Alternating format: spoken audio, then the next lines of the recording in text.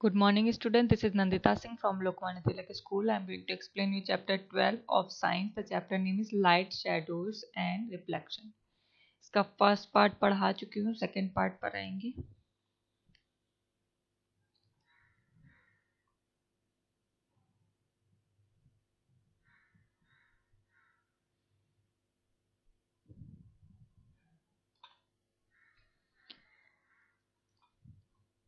तो मैंने sources of light पढ़ाया था, इसका हाफ पैरा पढ़ाया था. When we look at the luminous object, light reaches to our eyes and so we are able to see it. जब हम किसी ल्यूमिनस ऑब्जेक्ट यानी कि लाइटिंग ऑब्जेक्ट को देखते हैं तो लाइट हमारी आंखों तक पहुंचती है और हम उसको देख पाते हैं.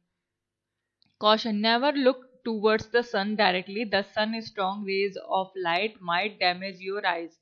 हमें कभी भी सन की रेज को सन के तरफ डायरेक्टली नहीं देखना चाहिए क्योंकि उसमें बहुत स्ट्रॉन्ग रेज होती हैं सन की, जो कि हमारी आंखों को डैमेज कर सकती हैं. The object that do not produce their own light are known as non-luminous objects. Table, trees, books, chairs, moon, earth and other planets are examples of non-luminous bodies. ऐसे ऑब्जेक्ट्स जो कि अपनी खुद की लाइट प्रोड्यूस नहीं करते उन्हें non luminous objects कहते हैं, जैसे कि tables, trees, books, chair, moon, earth और planets. How do we see non-luminous objects? Non-luminous objects reflect the light they receive from luminous objects. We see a non-luminous object when light reflects by it reach our eyes. We see a non-luminous object when light reflects by it reach our eyes.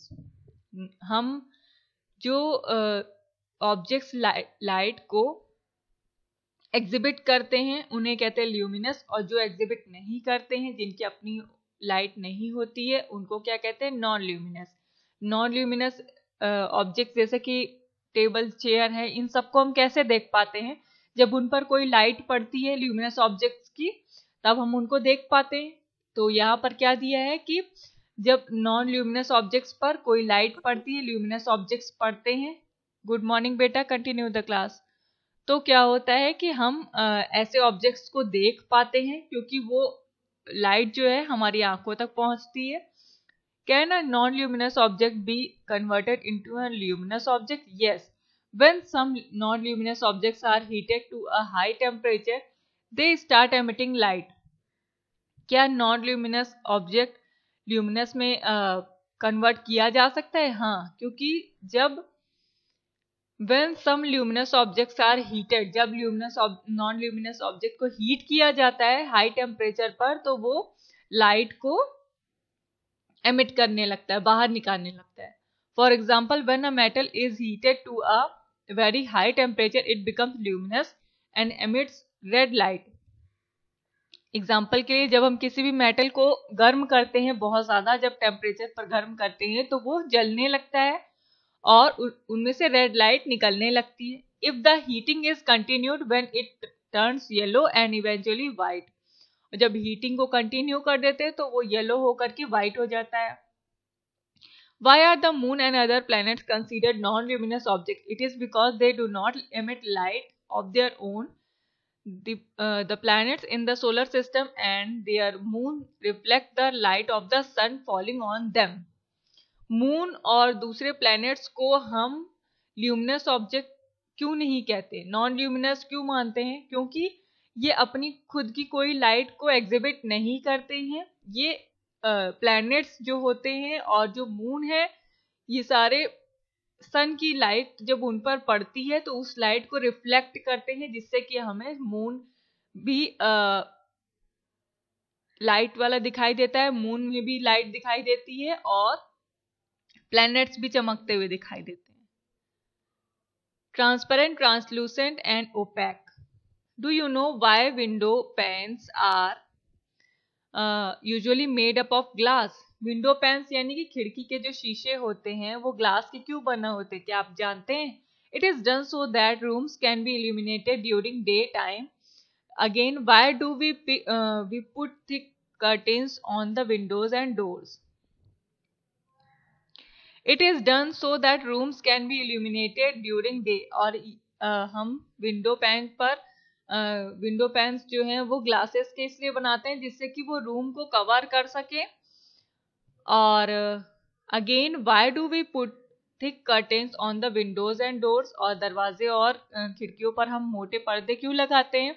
Thick curtains prevent access of light to enter the room. जो मोटे पर्दे होते हैं वो ज्यादातर light को कमरे में आने से रोकते हैं। This a substance through which light propagates means होता है स्प्रेड करना, लाइट स्प्रेड करना, फैलाना। This a substance through which light propagates acts as medium. और जो सब्सटेंस लाइट को स्प्रेड करता है, फैलाता है, उसे मीडियम कहते हैं, मीडियम की तरह काम करता है। You may have observe that some objects allow light to pass through them whereas some objects block it completely. ये आपने ऑब्जर्व किया होगा, कुछ ऐसे ऑब्जेक्ट्स होते, कुछ ऐसी चीजें होती हैं जिसमें कि लाइट आर पार चली जाती है, पास हो जाती है, और कुछ ऐसे ऑब्जेक्ट्स होते हैं जिनमें कि लाइट पार नहीं जाती है। On this basis different materials can be broadly categorised into 3 types. और इसी डिफरेंट मटेरियल्स को हम 3 भागों में बांट सकते हैं। फर्स्ट है ट्रांसपेरेंट, सेकेंड है translucent and opaque. Materials through which light can pass completely are called transparent materials. ऐसे मटेरियल्स जिनसे लाइट पास हो जाती है, आर पार चली जाती है, उन्हें कहते हैं transparent materials. For example air, water, glass and cellophane papers are transparent materials. और ये सारे आपके ट्रांसपेरेंट हैं जिसमें से लाइट पास हो जाती है। The materials through which light can propagate partially are known as translucent materials. और ऐसे मटेरियल्स जिनमें लाइट स्प्रेड होती है, थोड़ी बहुत पार होती है, तो उन्हें क्या कहेंगे? Translucent materials. Frosted glass and butter paper are example of translucent materials.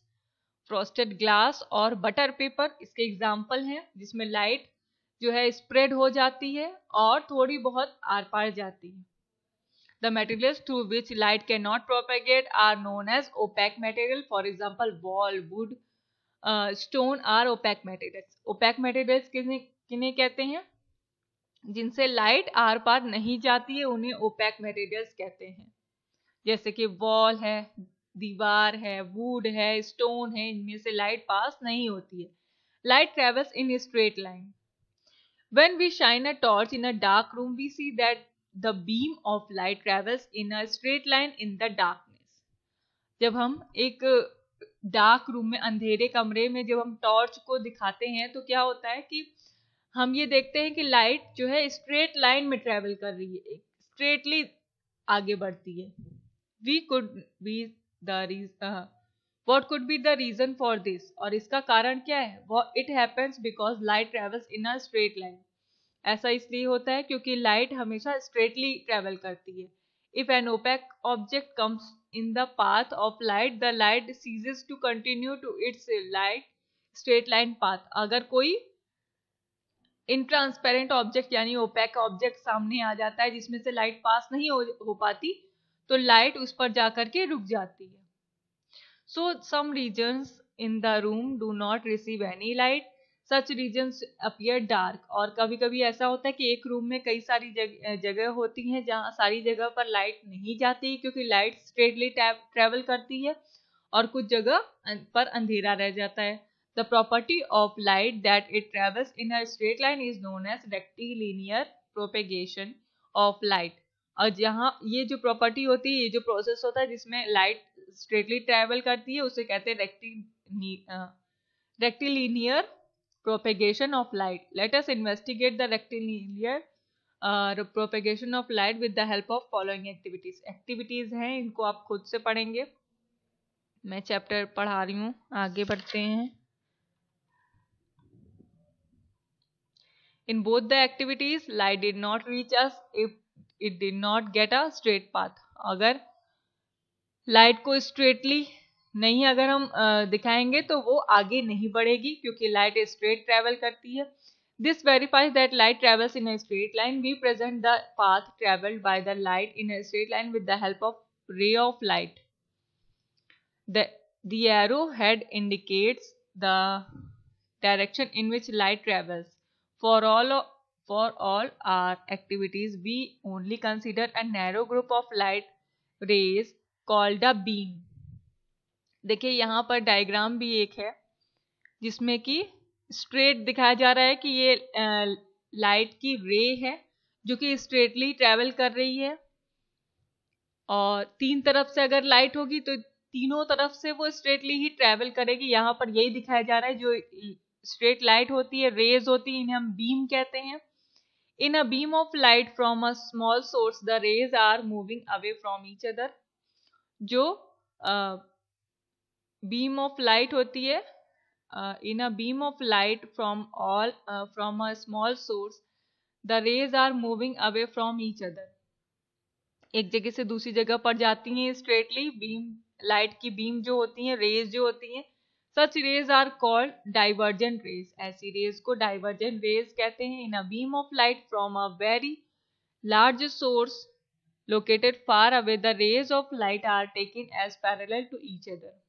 और जो बीम ऑफ लाइट होती है, लाइट की जो बीम होती है, किरणें होती हैं, रेज होती है, वो एक लार्ज सोर्स होती है जिससे कि वो किसी भी जगह पर लोकेट कर सकती है. वो एक दूसरे के पैरेलल होती है, बराबर होती है. When rays of light meet at a common point, they are called convergent rays. जब एक सारी रेज एक जगह पर आकर के मिल जाती हैं, देखिए तीन तरफ से अगर हम लाइट कर रहे हैं तो तीनों रेज जब एक जगह पर आकर मिल जाती हैं तो उन्हें क्या कहते हैं? कन्वर्जेंट रेज कहते हैं. Producing a beam of light. A light box is generally used to produce a beam of light. एक लाइट बॉक्स जो होता है वो हमेशा बीम ऑफ लाइट को प्रोड्यूस करता है. It consist of a cardboard box with a tiny hole on one of its faces. There is an electric bulb inside the box that acts as the source of light. The light coming out of the hole acts as a beam of light. At home, you can produce a beam of light using a torch. Cover the glass of the torch with black tape such that a tiny gap is left in the middle. When the torch is switched on, the beam of light comes out from the gap. और beam of light को अगर produce करना हो तो एक cardboard का box बनाकर उसके अंदर एक छोटा सा बल्ब लगाया जाता है और उसके हेड पर एक छोटा सा छेद किया जाता है. जब अंदर बल्ब जलाया जाता है तो वो एक स्ट्रेटली बीम निकलती है, एक रेज निकलती है. और दूसरे तरीके से अगर हमारे पास टॉर्च है तो उसके चारों ओर उसके ग्लास पर हम ब्लैक टेप लगा दें, क्योंकि ब्लैक टेप से लाइट आपकी पास नहीं होगी, वो ओपैक होता है, इनट्रांसपेरेंट होता है. और फिर बीच में जो हमें स्पेस छोड़ेंगे उसमें से बीम सीधी निकलती है. तो इस गैप से लाइट जो निकलेगी उससे हमें पता चलेगा कि बीम कैसे प्रोड्यूस हो रही है. Now I am going to end this class. Good day.